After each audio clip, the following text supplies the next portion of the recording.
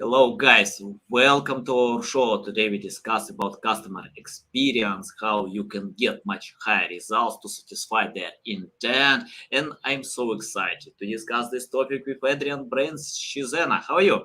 Hey, Anatoly, thanks so much for having me on the show today, man. Really appreciate it. Big pleasure. Especially you wanna share some valuable insights about customer experience. I love it. I think it's very important to consider sales funnel in marketing message to create content for customers to satisfy their intent. So I'm excited to learn more about that. Before we start, just tell more about yourself, experience, background, and why you decided to share with us about this topic. Absolutely. So, number one, I'm equally as excited to get into it. So I'm pumped to dive in with you today. But um, the 2 minute elevator pitch on me, Anatoly, is I had the pleasure of spending almost 10 years in New York City working at a number of different venture capital backed startup companies, and I got to spend time in sales and operations and marketing and customer experience and customer success. And so I got to spend time at one of the country's fastest growing floral subscription companies, a company called H Bloom. We thought that we were going to take over the entire floral world, Anatoly, and we did. We did an incredible job. We built a business where we had 25 markets across North America. We were selling $25 million a year of flowers. And for me, it was my first experience of really kind of building a growth based business. I kind of call it now building the bonfire around the business. And I got addicted until that. I got addicted to growing the business, growing the team, building the product, working with the customers, and thinking about how every single solitary day you could sort of rinse, wash, and repeat, and get a little bit better each and every day. I spent time at a white glove Airbnb company called One Fine Stay, again in New York City. This was kind of Anatoly when Airbnb started planting their flag across planet Earth. One Fine Stay built a really interesting portfolio of super high-end properties across major global cities like London and Paris and New York City and Los Angeles. And again, I get to build a customer experience team there and work hand in hand with our hosts and our guests each and every day, really kind of building incredible experiences. I get to see some of the most beautiful homes in my life there too, Anatoly.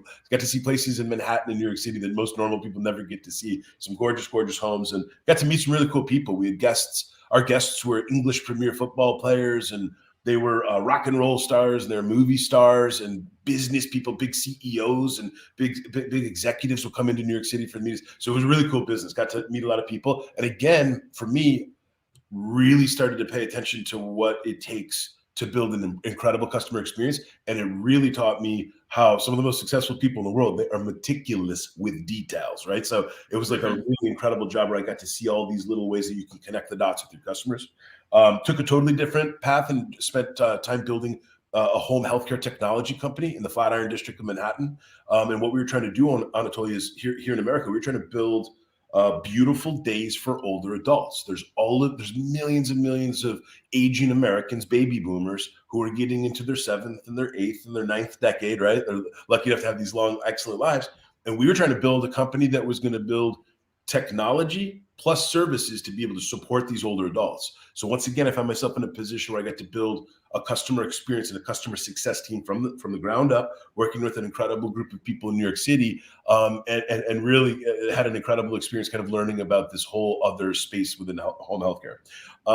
A few years ago, I came back to Buffalo, New York. So, guys, I was joking with Anatoly before the show. I'm in nice, chilly Buffalo, New York in December right now. So, and I had the opportunity to come back and work at our Soul Unicorn, a company called ACV Auctions.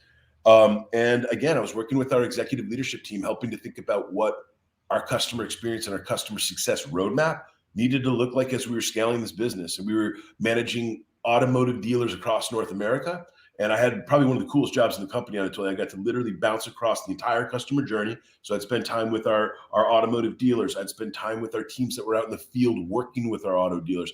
I'd spend time with our product and our development team, our marketers, our sales team. And really, it was helping to craft a story. This business was growing so quickly that every single week there was pitches and pivots and changes, and there was just blitz scaling towards going public, which is what the company did. The company is now public on NASDAQ. And then about 2.5 years ago, like so many people across the world, man, COVID hit, and I had whatever you'd like to call it, but I had my epiphany, and I realized, you know what? I've been doing the CX and the CS stuff for a long time. I've done it at a bunch of companies. I've seen a number of different executive leadership teams, how they think about it, how they invest in it, and how they're actually going to support it. And I started CX Chronicles, and really what it was, and I started a little bit backwards. You'll appreciate this, honestly.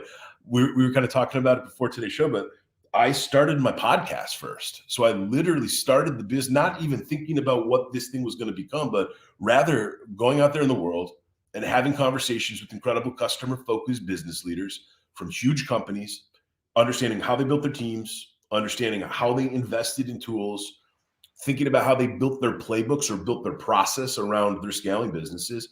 And then lastly, feedback. How do you get customer feedback, and how do you get employee feedback to drive innovation and to drive growth and to drive change? And so for the last 2.5 years, we've been working, me and my team have been working with a bunch of awesome growth focused businesses all across North America, Canada, and Australia. And we're on a mission to help people think about what the future of CX and CS needs to look like. Yeah, love your experience. Awesome. I got the energy how you can share your story, because I see, you have a lot of energy with that. Okay. I open your company profile on LinkedIn, and I love this message: make customer happiness a habit. Can you tell more about that? How to make this habit customer happiness? 100%. So I think there's a couple of things. I think, okay, so in my subject matter expertise area of customer experience, customer success, you're constantly thinking about how do we make the customer happy? How do we make the product user adopt our tool and utilize our tool and feel really, really good about coming back and using the product again and again and again? But then there was this other piece, right? When you're building a CX and a CS team, you're dealing with the guys and the gals that have to talk to customers all damn day long. Now, depending on what type of business you're at, Anatoly, some people love their jobs because they're going in and they're working with super happy, engaged, positive customers. And then you got some of our friends that work at, let's just say, cable and internet companies or airlines or some of these big, more commodity-based companies. That's hard. Those can be really hard customer conversations on a regular basis. Typically, people are reaching out when they're not happy and they're not thrilled. And so the make happiness a habit, it really was born from as I was working with these different customer bases and I was working with this team, all these different teams, these customer-facing teams.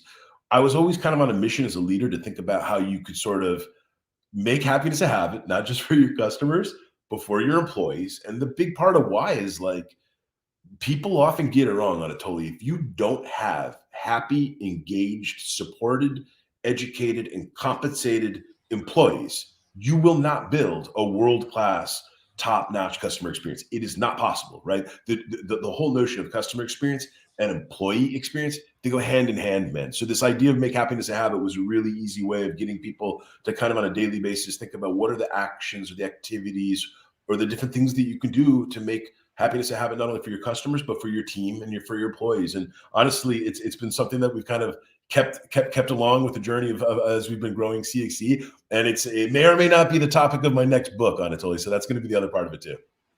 Yeah. When you have this book, please share with me. I'll share with my audience because I love reading books. It's my loving format. I prefer books than blogs, any other format videos, because I found that book offers, it takes time to write a book, like Definitely. 6 months and a year, but on books you can get foundation of human psychology skills. And you mentioned about employee satisfaction. Can you tell more about that? Not 10, I don't remember exactly, but like I had this bad experience when we worked on one big project, so big, and I couldn't spend time with my team because of this project, and toxic environment appealed in my company, so I lost traction. Good players left my team because of that. So I decided, no way, it doesn't matter what kind of products I have, how much time I need to spend with them. I need to make happiness for my team. It's for me today, it's very important. And I can neglect product development because of my team happiness. Can you tell more about that? How to unite customer happiness and employee happiness, and don't have such bad things like toxic environment. 100%. So okay, so first things first, I love that you called this out early on, Totally, which is like people forget that like you spend more time at work or with your coworkers or with your team, whatever your business is, whatever your job is, whatever you do for a living, right? You spend more time at work than you do with your family and your friends and your kids and so like so number one, it's like every business in the world, especially post-COVID, Anatoly, they need to be thinking about this idea of employee experience or employee engagement. It's becoming a massively growing space in the field. I think that what will likely happen with human resources and talent and people management in the near future is you're going to see more and more investment in the idea of EX and employee engagement and employee satisfaction. So all things to call it early. But I think to your second part of your question, how do you drive this? How do you change this? How do you get customers and employees and how do you kind of blend this stuff together? I think there's the first place that my mind goes is a lot of the work that we do at CX Chronicles with our customers. It's around helping them understand how to build a voice of customer task force. So taking, and I'll simplify this because it can get really complex really quick depending on what your business is and depending on what you're selling and what industry you're in and how you've comprised your team. But a voice of customer task force unites a number of different SMEs or subject matter experts across your customer journey, right? So we'll break this down. So every one of us has a different type of customer journey that we have within our business, right? That our customers go through when they're buying our product or buying their service or buying our wheelie or our wear. The voice of customer task force unites an individual from marketing or early on in the journey. Think about it. How does anybody become aware of a product or a service in the world? There's some marketing happening there. There's a message. There's an email. There's a piece of print. There's some type of medium that gets a potential customer or potential prospect to say, hey, wait a minute, what's that over there? Let me go see what that's about, right? Just to get people to become aware or to consider a possible brand as an option. And then you have to have your salespeople, right? So once marketing has done its job and you've got leads or you've got prospects, now sales has got to get on that, right? They got to get on that. They got to figure out who's qualified, who's disqualified. They got to think about who's going to be a ripe customer for the business and potentially have the highest LTV or the highest retention, somebody that can stick with the business for the long haul. Then you need to have customer success. And this is kind of where our space goes in customer experience, customer success. How do you onboard that customer? How do you get them on board? So now they've converted and they're ready to buy and they're ready to go. How do you onboard them? How do you get them to use your product, use your software, understand how to use your product if it's a tangible product, right? There's an onboarding phase, getting people to understand what's to be expected now that you're here and you're on board and you pay. And then there's the customer success piece, which is getting them to really understand how to see the value in your product or your service, right? You hear a lot of conversations from marketers and from CX and CSers around this idea of time to value and understanding exactly how long it takes for your customer to really feel good about the purchase that they just made. And obviously, if they feel good about the purchase they made, they're either going to make more purchases or they're going to give you promoters, or they're going to become a promoter rather. They're going to give you leads. They'll become a referral mechanism. They'll go tell 10 of their friends about, you got to see this thing that Anatoly built. It's incredible. Go buy it. It's all, or go talk with him, right? That type of thing. And then you get into the operative piece, man. So a lot of the companies and the clients that we're working with right now, their operations and their development and their technology operations, this is a huge part of it. So like you'll have salespeople and customer success people having lots of conversations with the users or the points of contact within the given business. Oftentimes there's a breakdown or a disconnect from DevOps or from technology. They don't, maybe they're only getting product usability feedback. Maybe they don't have any of the qualitative stuff, or they don't get some of the really good, colorful stuff that customers are talking about for how you can enhance your product or make things easier, or maybe even increase stickiness, right? Retention, get people to kind of keep using this thing. So the voice of customer task force is an easy way to get a group of your experts around the table and to really kind of focus on the customer journey together. Now, what's funny is this, what people always miss within doing that, and I flew through a very complex thing really quickly just for the sake of our time today, but like when you're doing that, this is EX in motion. This is employee experience in motion. This is team collaboration in motion. This is understanding how to fan the flames of tribal knowledge, because this is a reality, man. A lot of companies, they're so damn busy with growing and selling and getting to the next damn deal, which I love too. I'm all about that. I love businesses that are growing, but nobody's taking the time to stop, pump the brakes a little bit, and get your employees to understand how they're managing that journey. And obviously having those conversations on a regular basis, getting clear lines on the pitch of understanding sort of which roles are offense, which roles are midfield, which roles are defense, how are you protecting the goal? This stuff is really, really important. And if you're not already kind of baking that into the way that your leadership team is thinking about how to create a really, really badass team of people that are highly communicative and sharing ideas and understanding how they can help each other, then that's got to be one of the first things that you really start to think about. Let's talk about big companies that have a lot of customers. For example, I want to share my story.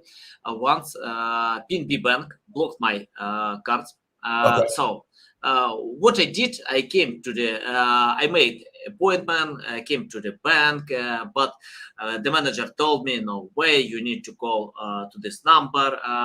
After that, I called and spent like an hour just waiting when someone can take this call. After that, someone who took this call told me I need to wait more because I need to speak with someone else. So it took like 2 hours to unblock my cards. 2 hours only on phone, but for me, time is the biggest asset ever. But I came to the office, I spent my time on the office, but I didn't decide this issue. So and it's only my story, but I see the same things with many other big companies like LinkedIn, Microsoft. I tried to get support, but I couldn't do it. So can you tell how to decide this problem if companies are big and have a lot of customers? They have no resources to satisfy all of them, but people have this issue. They need this help because most customers are impatient. For example, I'm thinking to change the bank after that. So because I don't want to have the same experience again, because I have no 2 hours, to wait only when someone can pay attention to my problems. Because it's not my problem. They block my cards, so I can't use my money on this bank. I decided, but after 2 hours, just waiting and a few hours achieving this service. So tell about big companies, how to decide this issue. Look, a couple of things. Before we even dive into how do big companies tend to start to break some of these matters. Now, first thing I want to call out, because I love you said this, modern consumers have never been more protective of their time. Time is like this thing that this focus point that every company in the world needs to be thinking about when it comes to your customer. Nobody people don't even want to wait for 10 minutes, let alone 2 hours with your bank example. So that's number one. And then number two is this. We can thank companies like Amazon and Uber and DoorDash and Instacart for literally giving us time back, giving us energy back, giving us the ability to almost create the new normal of I want it now. And that's tough, man. That's going to be because let's call it what it is. A lot of our listeners today, Anatoly, they might be building businesses and they might be building in a space where fast might be hard. Fast might be almost not even possible, right? So like depending on what you're kind of doing. But I think that number one, every company and every CX, CS, customer focused business leader in the world needs to be thinking about how they can be protective of their customers' time. Let me throw one more wrench in there too on the EX side too. Same thing goes for your employees, guys, as well. So taking the time to look at like your internal time spent, and we see this a lot because we have the privilege of working with a bunch of different companies, and we'll do these time studies on Anatoly, and we'll see like early on in our early phases when we're doing like learning, measuring, and just listening and doing the definition stages, and you'll get into these time studies, and it's just like, no wonder why your customers and your employees aren't happy. You constantly waste their time, or you constantly aren't thinking about either the value of the time or the energy spent of the time, and certainly the opportunity cost of the time that those people might get back, right? And so I think it's really, really important to call that out. Now, getting to your other part of the question of how do big companies sort this stuff out? Well, look, I'm not going to at all say that I have the perfect answer to this, because the reality is every major, huge multinational does this wildly different. But what I do know that they're all what they're all doing in common is immediately establishing a customer feedback loop. A customer feedback loop can be built in a variety of ways. So if you're talking about like a company like Walmart, it could be through surveys, phone surveys, email surveys, text message and SMS surveys. It could be through in-store focus groups where they're literally grabbing people. I'm sure all of you guys have seen this before. You're checking out and there's someone that for 5 minutes of your time, they'll give you a coupon for something, but they want to understand X, Y, Z about your shopping experience. So there could be focus groups. But every large company, what they're doing is they're essentially aggregating all of that feedback into one centralized bucket. And then somebody within their team, or probably a team of really, really smart analysts and CX and CSers, are going through all that feedback, every single touch point, right? And obviously AI and automation is becoming a whole other, we could literally do a whole other episode on just like what the future of this stuff's gonna look like. But somebody, whether it's somebody on the team or whether it's a bot, is going through every one of these pieces of feedback, and they're doing categorization. And CXC with our client work, honestly, we call it our tagging and our bucketing to keep it super simple. So like if you got 100 pieces of feedback, or you got 1 million pieces of feedback, you assort tags to each one of them, and then you begin to create buckets. And so what some of the biggest companies on planet Earth are doing that have the most customer feedback data, they're tagging, they're bucketing, they're compartmentalizing, and then they're doing a couple of different things. Number one, they're each team or each department or each potential silo, and I don't love the word silo, but it is what it is, and it's certainly part of huge companies. It's a natural part of the evolution of becoming a massive company. But then those teams are doing prioritization based on what you've just compartmentalized. I think the last thing is this. I think some of the biggest companies on planet Earth, they do an excellent job of reminding their customers or their users, here's what you all have told us. Here's what we're doing this month, this quarter, this year. So this idea of establishing like a drumbeat or a rhythm with your customers and being able to kind of have it going back and forth, that's what big companies do extremely well. Even if that means that they're only focusing on the 20% of the items that 80% of the feedback is talking about. And that's typically what they do, because I mean, when you're talking about some of these huge companies and Amazon and Apple, they're dealing with tens of millions of pieces of data per day. So like you're not going to be able to really think about it. You got to leverage the power of focus and really hone in on the top 3 items, or the 20% that's bringing 80% of your pain or your consternation. Yeah, love it. Okay, let's talk about simplicity. You mentioned that you need to simplify customer journey, and I remember when many years ago someone shared with me about Zoom. I didn't know what software means, but he told me we need to have a conversation on Zoom, and I told him, I have no time to register. You don't need to register. Just open the link. That's it. Yeah. Wow, what is it? I opened the link. Yes, and we had a meeting. Simple. It's the same with TikTok. When you download this app, you don't need to register. Okay, if you want to create content, if you want to get more features, you can register. But in the first journey, you don't need to register. You can watch all these videos, and TikTok can understand everything that I like more to show personalized videos. So I think simplicity is very important. And I have the question about retaining customers. Okay. For example, a few studies shared that retaining customers costs 5 times less than acquiring new ones. So can you tell how to retain customers longer? Any tips, tricks, methods, how to retain and to have loyal customers? Absolutely, 100%. So I love this question, and I think that this is a question that more people need to be honest about, because let's talk brass tacks here. Over the next 2 or 3 years, the whole planet is probably going to have some economical pain. Things aren't going to be what we've seen for the last 15 to 20 years. We've watched one of the greatest growth periods of business in the history of the world. So these next few years, every major bank CEO, every major hedge fund, every major investor out there in the world is making it very clear that things are going to get a little bit cooler, colder, slower, calmer for these next couple of years, right? So number one, retention becomes paramount. Your ability as a business executive to mitigate churn at all costs and to triple down on retention are probably one of the first or second, maybe it better be in your top 3, but it's got to be one of your top 3 things that you're thinking about as you're going into 2023. What are some ways that people are kind of getting ready to really kind of maximize or master the way that they're thinking about their retention? Number one, I think what a lot of the work that we do at CXC, Anatoly, is helping our customers understand how to get really excellent at understanding how to build a customer portfolio management strategy. Here's another way of saying it. How are you doing a constant, regular book of business review to understand a couple different things? Number one, again, I don't care if you have 10 customers or if you have 10 million customers. Taking the time to be able to stratify or to segment your customer portfolio or your book of business is really, really important. There's a couple of reasons. Number one, getting a basic sense for, and I'll talk generically here because everyone's got different definitions on this stuff, but which of your customers are in the green? They're killing it. They're happy. They're thrilled. They're not even thinking of, even with this economic storm that's potentially pending on the horizon, they're not thinking about dropping you. They love you. You're a valued partner. You're a valued product. You're a valued service. You're already baked into the slimmed down budget, right?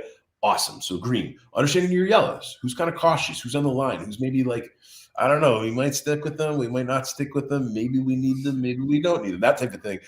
That's super big because number one, that becomes one of your biggest areas, right, for customer success and for selling, because they might not be getting the maximum value out of your product or out of your service, which is why they're in this yellow kind of on the wobbly state.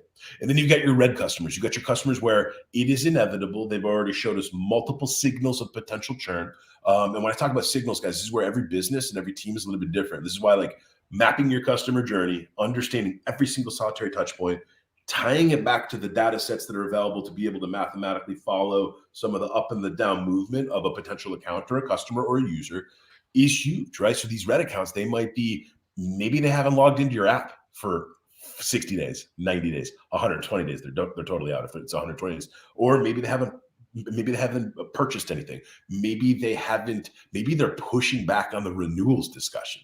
Like, you've been asking for the last 3 weeks, hey man, like we're only 8 weeks away from renewal. We need to get ready to rock and roll for 2023. I'll get back to you, Anatoly. Okay, I'd be concerned if that's my business. I'm a little bit worried about that. But understanding the greens, yellows, and reds becomes a really simple way for most business owners to be able to do some stratification. I think the next big thing is just thinking about the feedback. And obviously, I'm selfishly talking about feedback a lot because we're a CX and a CS agency, right? We help businesses get better at how they manage customer feedback, right? That's what we do, and employee feedback. But listening to the feedback is going to be another big thing. Are there changes or are there any type of potential risks that you're seeing with your NPS feedback, with your customer satisfaction feedback, with your product effort scoring, with your customer effort scoring? Are there changes in some of the feedback that you're getting? Or even if your sales and your success team is doing the bulk of the talking, they're doing the bulk of the phone calls or the Zoom chats or the in-person meetings, who's measuring the qualitative pulse of what people are saying, right? Are they super happy? Are they kind of shopping other options, or did they literally already tell you, no man, at the end of this contract, we're done. We're good to go. We're going to do a half budget going into 2023 just to see how bad the stuff gets. So retention is one of those things where if you don't already have someone in your business, whether it's your revenue operations, your customer success, your customer experience, I guess sometimes this will tie into sales, but somebody in the business needs to be doing a constant vetting and validation of who's in and who's out. Last thing is this. Last thing I'm gonna throw out there for retention is just understand your numbers, right? So, like, meaning if you're already doing a really good job of calculating sort of what churn looks like within your business, awesome. If you're calculating what your net revenue retention looks like, fantastic. If you're starting to calculate across your customer portfolio, which accounts are essentially ascending in revenue spend, flat or descending, then you're a top 1% in the world, because you're doing things that most companies are still struggling to think about how they can calculate and then how they can measure and how they can manage. So those are some initial ideas around retention and churn mitigation. Yeah, love these tips. Love it. Adrian, I have the question about how to double sales with existing customers. For example, I love Apple. I love Apple. I have MacBook, iPhone, but after watching the presentation with Tim Cook about new Apple Watch, I bought 3 pairs. For me, for my wife, for my kid, because these guys probably can kill me, if I don't buy it for them. Yeah, so, right. They'll be stealing your watch, Anatoly. They'll be taking your watch when you're taking a nap. I think Atlantic Ocean stole my Apple Watch right now. This ocean owns this Apple Watch. It doesn't matter, but after watching this presentation, I got the feeling of owning this Apple Watch. Because Tim Cook didn't share features. He didn't share anything that other watches probably have. But he shared 3 stories how Apple Watch can decide my problems, simplify my life, many other stuff. And after that, I got it. Oh, I need it. I want to buy it. So I bought this Apple Watch and 2 more pairs. Can you tell how to double sales? For example, I love Apple. I love many Apple items, but in the end, I can buy something after watching new advertisement or presentation, anything. So, can you tell what businesses can do today to increase sales with existing customers? Because it's simpler to sell them than trying to find new ones. Yep. So, okay. So I love this question. And I think this is, again, it goes right back to what we were talking about, similar to the retention and the churn mitigation. Your ability to create upsell and cross sell and brand new revenue from your existing customer base, it's going to be mandatory over the next 2 to 3 years, Anatoly, meaning like it's going to be way more difficult to go out and get a net new sale than it is to look at your current 100 customers and figure out how you can squeeze out that next $1 million in revenue, for example. So a couple ideas. Number one, it's constant account management, and it's constant customer success focus within each one of your accounts. Number one. So it's just, and you kind of mentioned this, your Apple example. If you're creating such incredible value, and then you can kind of go to your customer base and you can start to show additional revenues or additional areas where you can create even more value, that's going to have a value to them, right? That's going to have a value to them. So constantly thinking about, I think a big way that we think about it with our clients at CXC is how do you leave the world of being a vendor or being a contractor or being something where you think about it very transactionally, and how do you enter the world of being a strategic advisor, a strategic partner, a strategic consultant? These are things that customers over time, they begin to value you differently, right? They begin to value you very differently.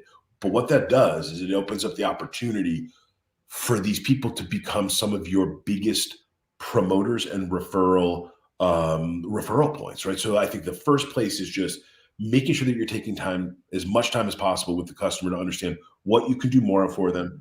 That typically translates into revenue opportunities, right? So like if you're a software company, you might be thinking about, hey, Anatoly, last year, you had 100 licenses with us.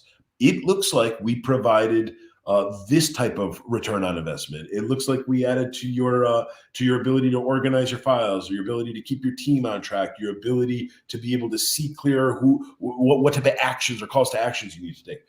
Maybe there's an opportunity to talk about why the next 100 licenses might be able to take that business or that performance set to the next level. So that's one thought. The other thought too is just this idea of, when I say promoters and referrals, there's this notion of customer success qualified leads, or CSQLs. Everybody on the show and all of our marketing folks that are listening right now, obviously they're super aware of MQLs and your SQLs. CSQLs, or customer success qualified leads, are becoming a whole hot new topic, right? Because number one, they convert at a much higher rate. If you have a customer success qualified lead coming in, i.e. a promotion or a referral from one of your existing customers, you're going to have a much higher chance of closing that deal. And then number two, there's a different cost set here. Like, think about the type of money the marketers need to spend to go out and to get those leads and those prospects and then to be able to convert them into whether or not they're a marketing qualified lead or a sales qualified lead. Customer success and customer experience qualified leads are going to have a much higher return on their investment, and they're going to have a bigger bang for their buck. I think the last thing is this. The last big thing in terms of how you can leverage your customer experience and your customer success to drive growth, it goes back to the usability stuff that we were talking about, Anatoly. So like, if you break the experience or the journey down to its most simple component, and you understand what the major customer friction points are, you understand what your major employee friction points are, you understand what the top opportunities that you've been able to identify are that are ripe for optimization or teeing up your own organization's OKRs or key strategic objectives. That is how you drive innovation. Driving innovation drives growth, right? So there's a number of different ways that you could slice or skin this cat, but those are a few of the ideas that immediately come to mind in terms of how CX and CS can support the growth. So one last thing, leveraging your CS side and the relationships that they've built, and getting really, really good. And I don't care what your company is, but getting really, really good at knowing when and where you need to pull your sales team back into that process to be able to drag a deal across the line, or to be able to actually solidify an upselling or a cross-selling possibility. And I think there's not enough companies yet out there. There's more and more, don't get me wrong, but the way that we look at customer experience and customer success in today's world, it is modern selling. If you have the ability to go in and to go with, and again, let's go simple math, 100 customers, you figure out which 20 customers are literally looking for more, need more support, have the opportunity to unlock doors to new potential customers for you. That's what you got to start hammering on that drum right now. Yeah, love it. Adrian, I have the question about your unique selling proposition. Okay, because we have many consultants, companies that can help with customer journey. Yep. And in marketing, I love this quote: "If you sell to anyone, you sell to no one." So it's better to consider that you can provide something better than others. So tell about your unique selling proposition. Why businesses need to cooperate with you? Give a solid reason why you are better than some of other consultants, companies that can help to improve customer experience. What is your strong side? Tell more about that. Okay, so number one, there's three big areas that we really kind of pound on with any of the folks that we're potentially going to work with. I think number one is CX and CS. This is a space that's been around for a long time. Although it's really gotten a lot of popularity over the last 5 or 10 years, this is a space that's been around for a long time. So the first point that we try to drive home with all of our prospects that are interested in potentially getting CX and CS fractional leadership is, with CXE, you're going to get executive level expertise and credibility from day one. Anatoly, there's a number of companies out there that when they think about, maybe a fractional leader or consulting or an agency, it's too expensive, I'm going to go hire somebody. Most CX and CS hires, by the way, leadership hires, they last 2 years. The average tenure for a director or a vice president of customer experience and customer success, 2 years.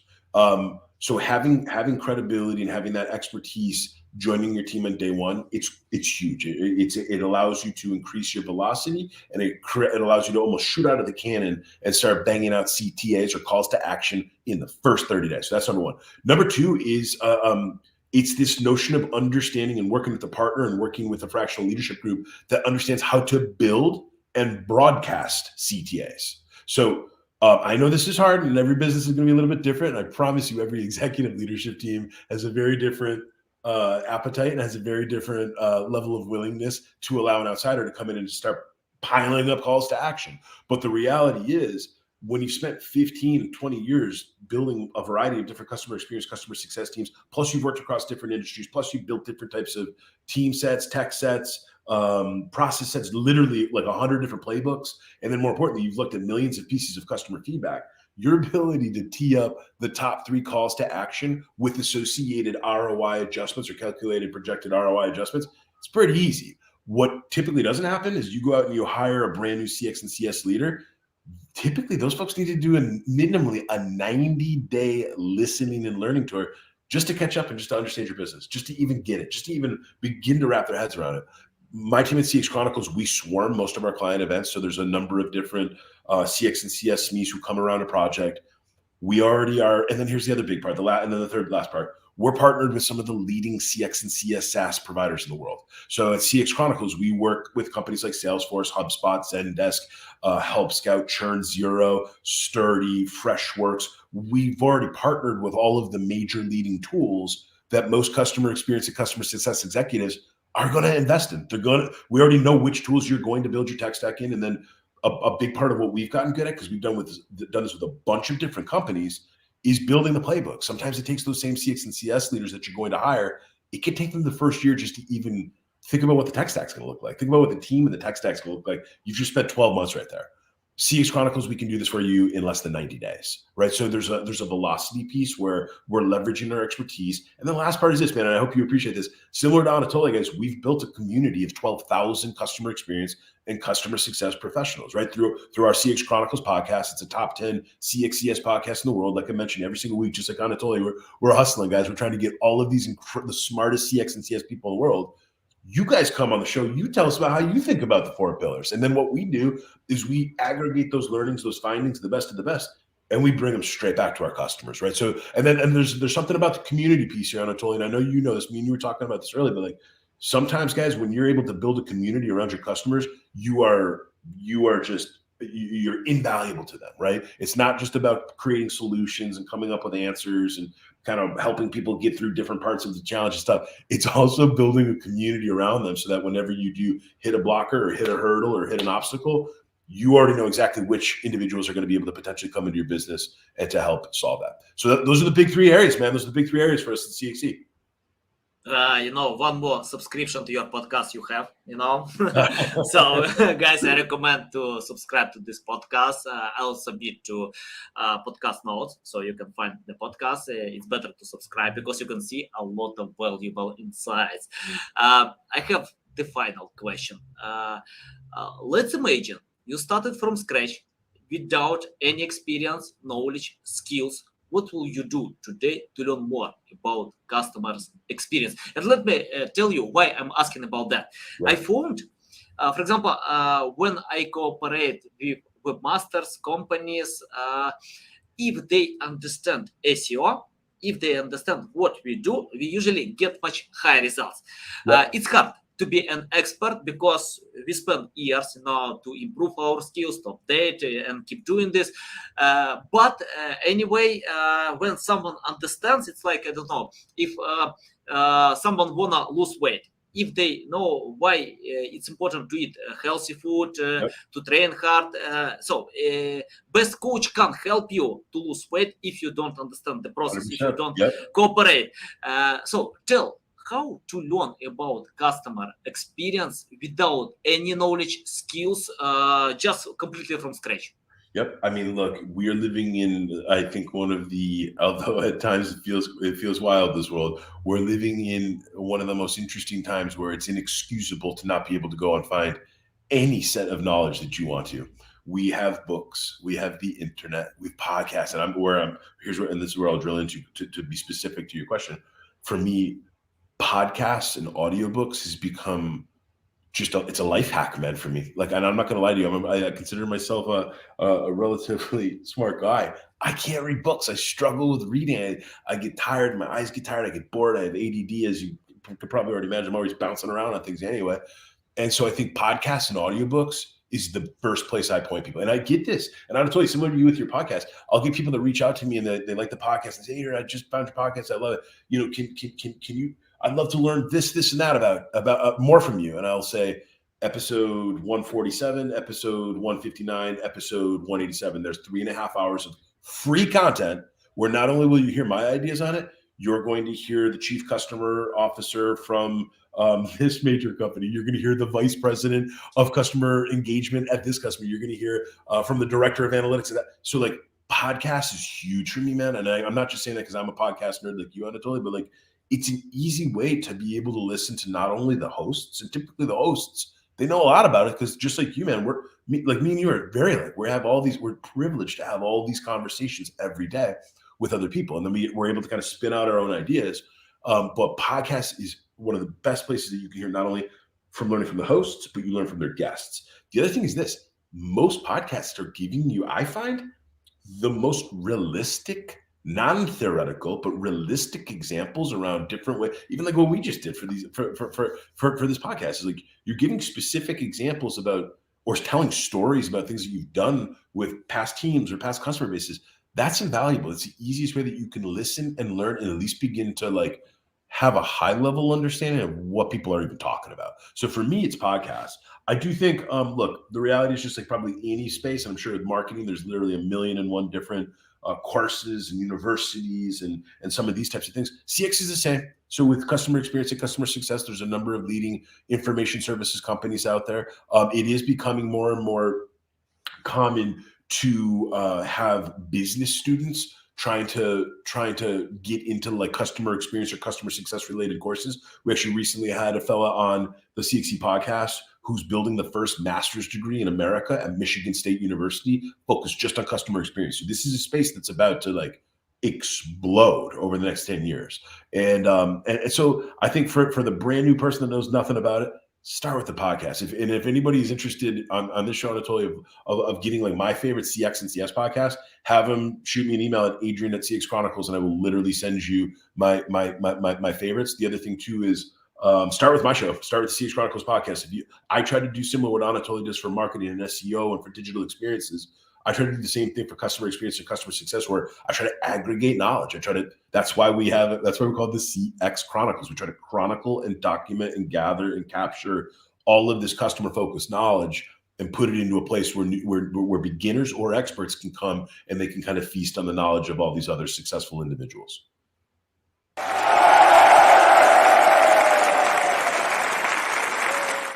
I like that. These guys from North Korea, they can't listen to your podcast. I think all the world can. Probably in the future, they will listen to your podcast as well. I'm pretty sure that things will change soon. Adrian, it's a big pleasure to get you on my show, to learn from you. You share a lot of valuable insights. Tell the best way how to reach out to you, how to learn more about you. And I understand, of course, it's better to follow your podcast. But if you have another way, just share with us. 100%. So number one, Anatoly, thank you so much for letting me join the show. It's been my pleasure, man. I love the work that you're doing. Check us out at cxchronicles.com. So check out the website. That's the easiest place. I'm super active on LinkedIn, so you can search Adrian Brady-Cesana on LinkedIn, and I will absolutely get back to you. And then, like I just mentioned a second ago, anyone that's super interested in the stuff or needs help today with their business, shoot me an email at adrian@cxchronicles.com. But Anatoly, thank you so much, man, for having me on the show and letting me talk about some of the work that we're doing at CXC today. Nice. Okay, guys, you can find all these links in the description below. Listen us on Apple, Google, Spotify. Thanks again for your time. A big pleasure. Welcome back anytime to share more valuable insights. I love it. Guys, you need to follow, you need to subscribe to this podcast because you can see a lot of value. Okay, guys, love you. See you.